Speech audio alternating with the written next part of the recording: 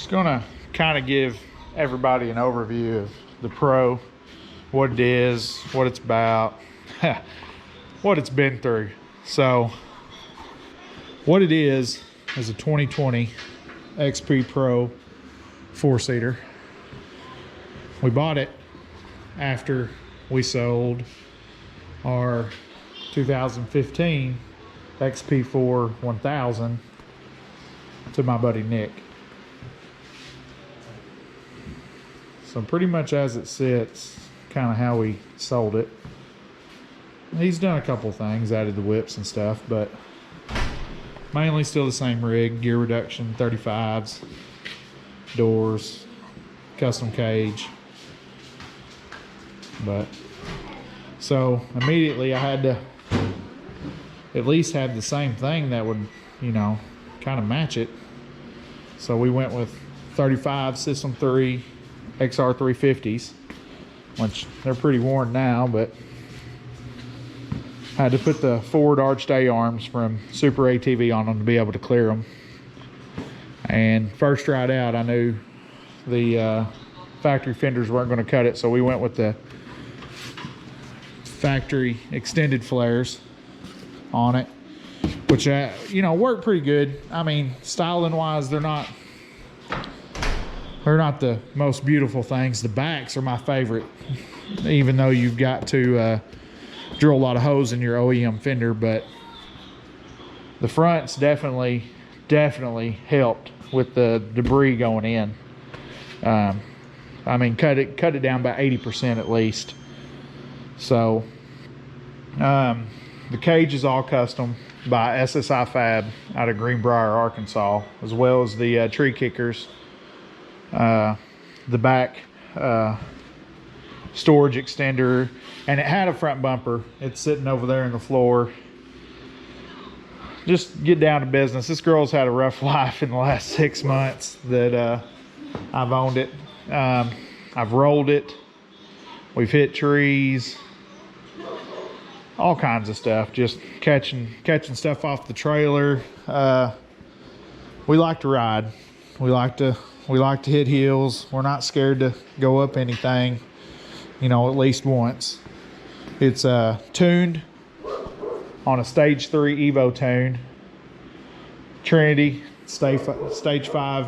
I call it a slip-on, you know, exhaust. Basically just bolt on in the factory location with the factory header. But performance-wise, night and day difference. This bad boy gets down. It definitely will roast these 35s all day long. I mean, it's got all the power you could, you know, want and dream of in a side-by-side. Just, you know, just for stage 3. So with that power came a new learning curve, because obviously the 110 unit over here didn't have, you know, over 200 horsepower at the crank. So anyways, get down to what needs to be fixed. So I blew a shock. Well, I don't know if I blew it or if it just had a factory seal go bad, but I had a shock warranted from Walker Evans that we've got to replace and send back. The ball joints are on kryptonite's ball joints. For some reason they've broke loose or gotten loose. I don't know. I've got to tear them down, see what's going on, see if I need to get them sent back. Like I said in the beginning, the wife was out with Kevin and Haley and hit a tree, which happens, you know. Really wasn't a big ordeal as far as, you know, hurt wise, but it did bust the heat exchanger for the turbo and leaked all the radiator fluid out, so, or all the coolant out of it. Besides that, I've got new doors on the way. Like I said, I've rolled it, as you can see in the scratches, kind of in the deal, and the kind of off 10. I tried fixing it. The plan's to wrap the whole RZR with the new doors, but I don't know, with the new addition to the front being cracked, if I'm still going to be able to figure this out. I've got to tear it all down and see what's bent. Something's holding it up. but it's got to have a back rear fender here. That zip tie and a couple of clips in the back are the only thing that are holding that fender on. Fender's had a rough life, but I need to get the fender ordered. It's still on back order from June. I've been trying to buy one of them since June. We're looking at Fuel Tech beadlocks is what I put on it when we bought it.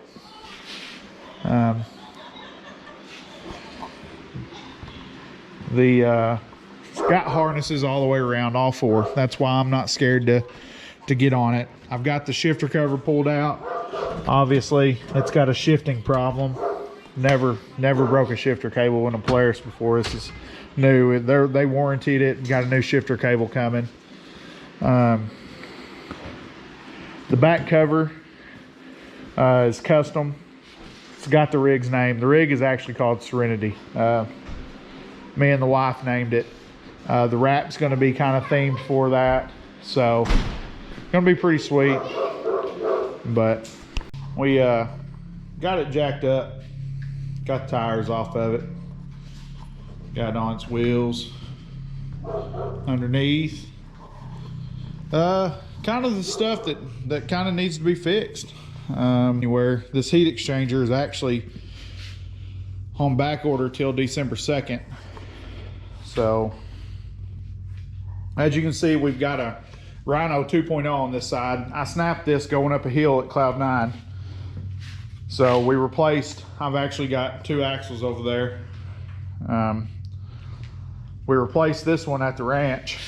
We're gonna go ahead and pull this one out just to match. My OCD won't handle it. We're most likely gonna go ahead and order 2 more to match for the rear.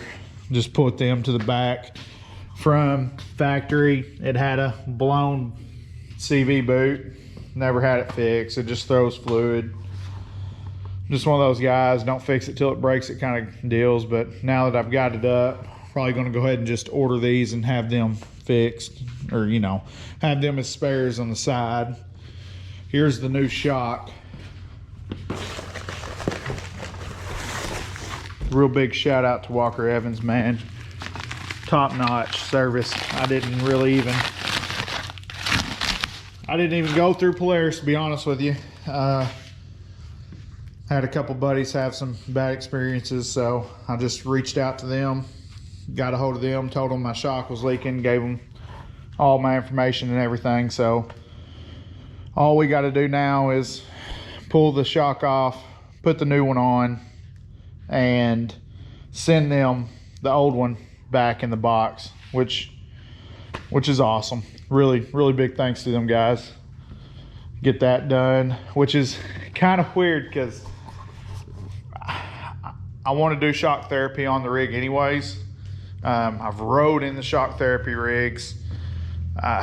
They just ride so much better, and with the extra weight that I haul, you can't see it, but I have about another 500 or 600 pounds of audio to go in this rig, sitting on a shelf at my house. I'm actually at Nick's shop. It's kind of headquarters right now for Lost Creek. We had an open bay, just easier to hold my rig here, work on it. We literally live right beside each other. I just have a garage right now. I ain't built a shop, so coming.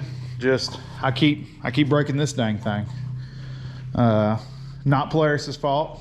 I'll be honest with you, it's in little blue cans over there, but happens, you know. You have a good time, I have a good time, the rig has a good time. It just tends to not like rocks at 35 mile an hour.